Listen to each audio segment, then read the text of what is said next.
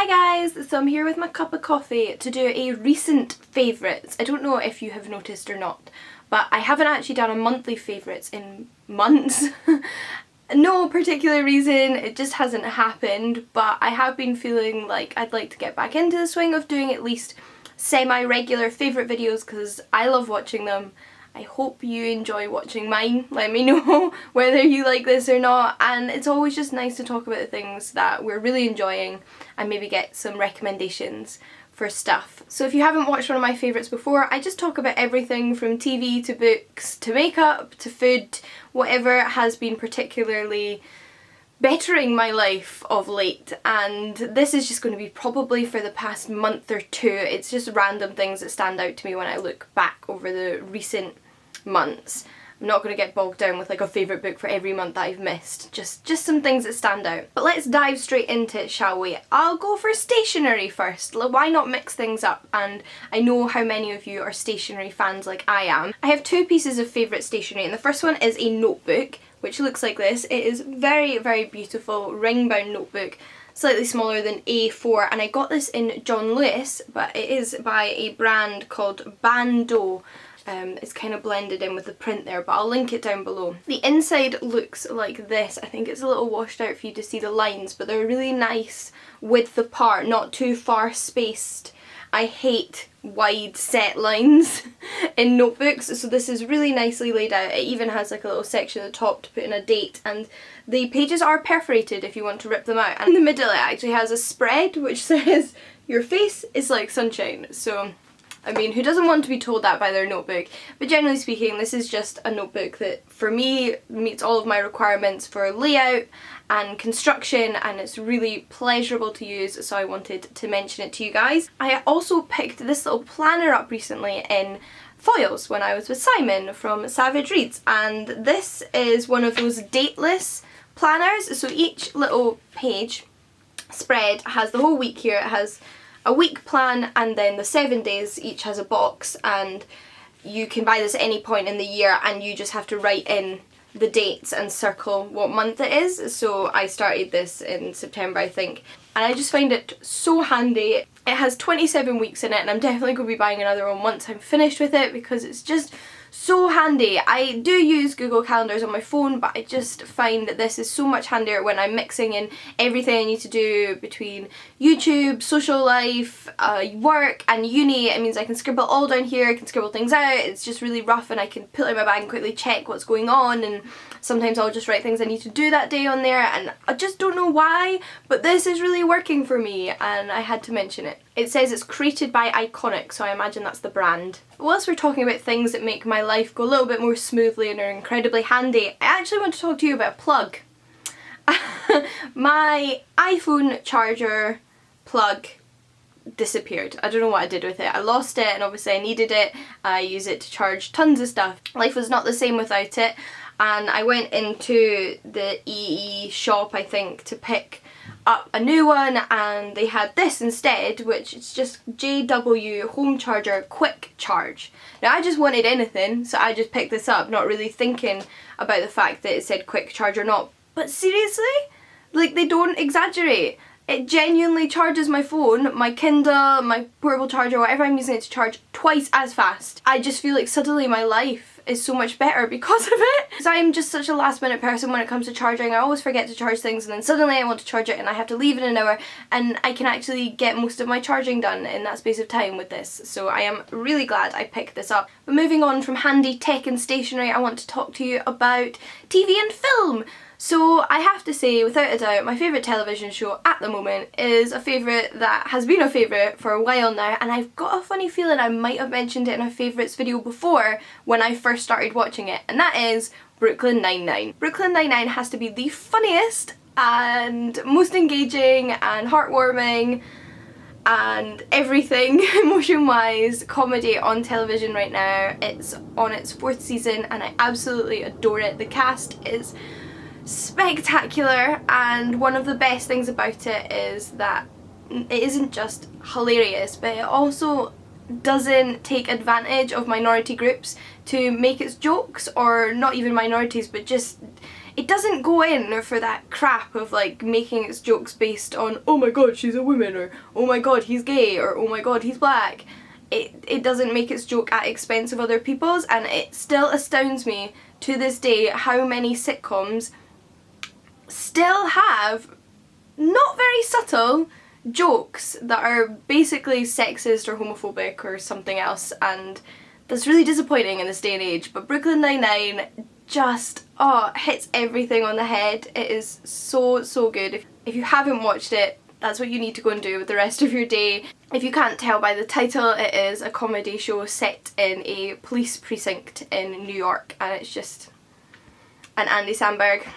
And I have been rewatching it and just loving rewatching it. The first 2 seasons are on UK Netflix as well, if you're looking for it. I also have to confess that my favourite film is Bridget Jones's Diaries, the 3rd one. I saw it in the cinema a week ago and it did not disappoint.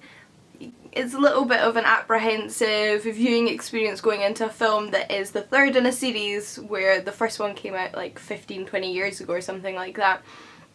But they nailed it on the head. They really made it work, and the whole cinema I was in was laughing out loud, including myself, and I really, really enjoyed it. I was a little bit worried, but I didn't need to be. It wasn't just good for a sequel, it was just good. I don't want to dwell too much on the books because I've talked about all of the books I read over the past few months, but I'll just quickly list some of my absolute favourites since the last favourite video I did, and those would include I Am Malala, The Girl Who Stood Up for Education and Was Shot by the Taliban, Freedom is a Constant Struggle by Angela Davis, Soulless by Gail Carriger, and my reread of The Hunger Games, in fact. But I will link the videos where I talk about all of those books in more detail down below if you want to know a little bit more, but all I can say is they were all fabulous reads and I would recommend them all. In general, while we're speaking about books though, I have to say I am absolutely adoring reading more and more non-fiction. It's probably never going to outweigh the amount of fiction I read, and although I've always occasionally read non-fiction, now I feel as though I'm regularly reading at least one non-fiction book a month, if not more, and absolutely adoring it. The more non-fiction I read, the more non-fiction I want to read, and I feel so much better as a person for having increased my non-fiction reading. So what more could I possibly want than that? And whilst we're on the topic of reading, another thing I've been really enjoying is my Kindle. So I was using my Kindle a little bit more whilst I was still in Edinburgh, but since I have come to London, I've not been able to put this thing down. It is attached to me. It is a really old Kindle. It was a Kindle that was originally my granny's, probably like the 2nd generation or something, and I'm sure they're probably in the teens now.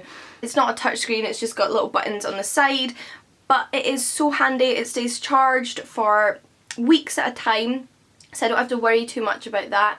It fits in all of my bags. Look, I've even been able to put it in my pocket. It's so slim and handy, and I can have so many books on here, and I'm just getting through so many books quickly on it when I'm travelling. So obviously I spend a lot of time on buses and London Underground at the moment, and even when I'm standing it's so light that I can just hold it with one hand and click the side buttons to move backwards and forwards.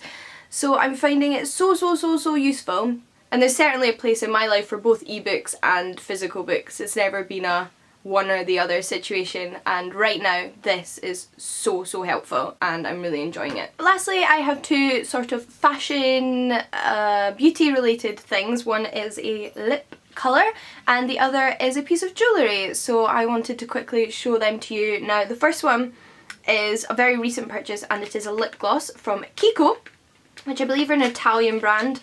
At least I first came across them in Italy when I was with my friend who lives in Italy, and she introduced them to me a few years ago, but now they're all over the UK as well. And yes, I have kept the box because that is the kind of person I am.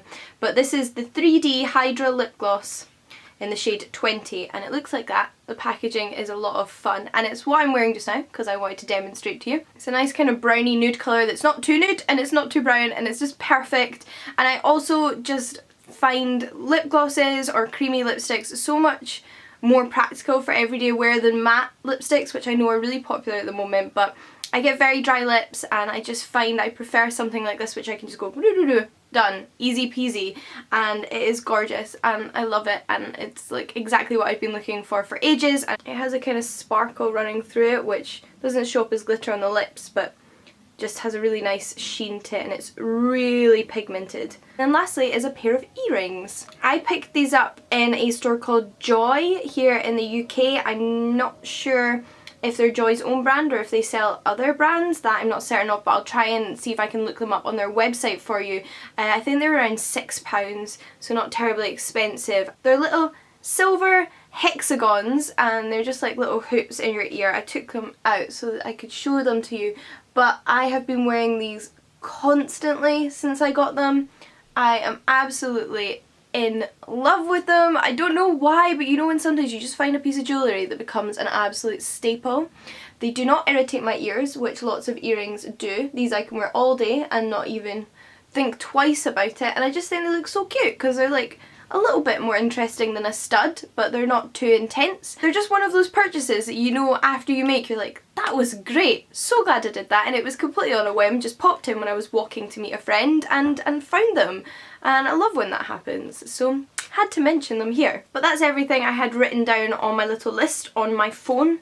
Naturally, there has been many wonderful things that have happened since the last time I did my last favourites video. These are just a few things I thought you guys might appreciate and be able to check out. And if there's anything that over the past few months during summer that particularly made you happy, whether it's a memory or a physical thing, then let me know. I'd love to hear about it. We can share some joy and love in the comments down below. And whilst you're there, let me know what your favourite comedy show is, because I should probably not keep watching Brooklyn Nine-Nine again and again and again and check out something new. Until next time guys, happy reading, and I'll see you all again soon. Bye!